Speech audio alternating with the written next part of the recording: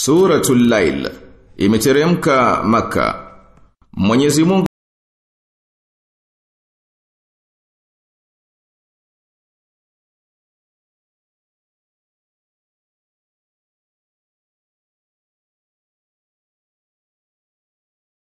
tabia yenye kukusanya kheri, basi Mwenyezi Mungu atamsahilishia mambo yake kwa wepesi. Na mwenye kufanya ubakhili na akajiona hana haja na mtu na akakanusha tabia zenye kukusanya kheri, Mwenyezi Mungu atamfanyia wepesi kuingia mashakani. Na wala mali yake hayatamfaa kitu kumwokoa akitumbukia katika adhabu.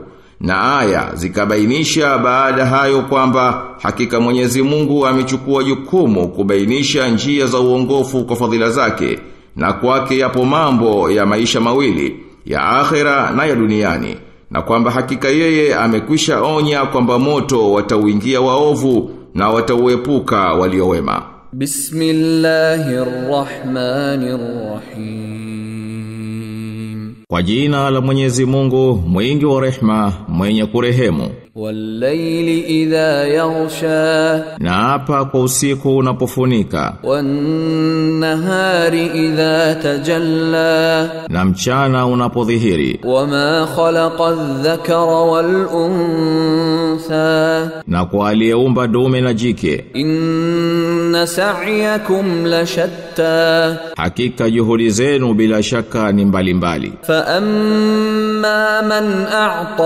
wattaqa, ama mwenye kutoa na akamcha Mungu, wasaddaqa bil husna, na akaliwafiki lilo jema, fasanuyassiruhu lil yusra, tutamsahilishia yawe mepesi. Wa amma man bakhila wastaghna, na ama mwenye kufanya ubakhili na asiwe na haja ya wenzake, wakadhaba bil husna, na akakanusha lilo jema, fasanuyassiruhu lil usra, tutamsahilishia yawe mazito. Wama yughni anhu maluhu idha taradda, na mali yake yatamfaa nini atapokuwa anadidimia. Inna alaina lalhuda, hakika ni juu yetu kuonyesha uongofu. Wa inna lana lalakhirata walula, na hakika ni yetu sisi akhira na dunia. Fa